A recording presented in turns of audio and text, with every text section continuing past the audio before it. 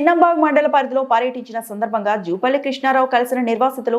ఈ సందర్భంగా నిర్వాసితుడు పెబ్బేటి నారాయణరెడ్డి మాట్లాడుతూ శ్రీశైలం జలాశయం బ్యాక్ వాటర్ ముంపుతో దెబ్బతిన్న 67 గ్రామాల ప్రజలు 40 ఏళ్లుగా ఎదురుచూస్తున్న 98 జీవో మరోసారి ప్రజల ఆవేదనకు కారణమైంది.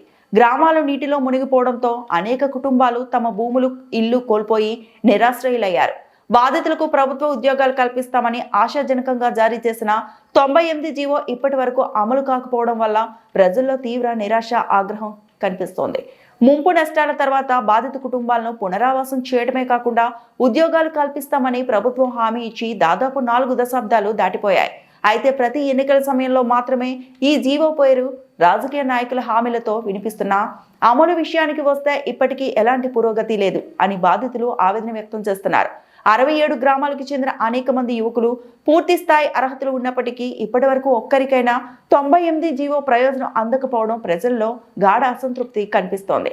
మీరు కూడా సుమారు 24 సంవత్సరాల అధికారంలో ప్రజా జీవితంలో ఉన్న 98 జీవో అమల్లో ఒక అడుగు ముందుకు పడలేదు అని 98 జీవో నిర్వాసితుల ప్రజల మంత్రికి తమ గుండెల్లోని బాధను తెలుపుతున్నారు.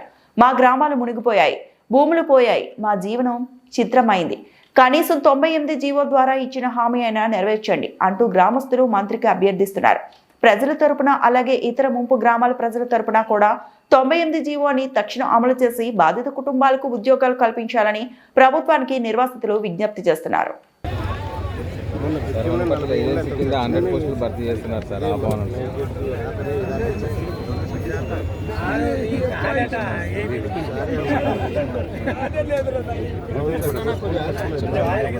కలెక్టర్ సమావేశం పెడితే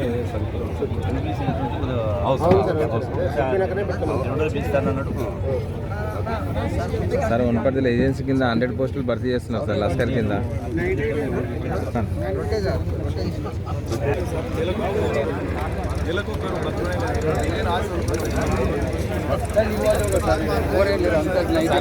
సార్ వనపర్తిలో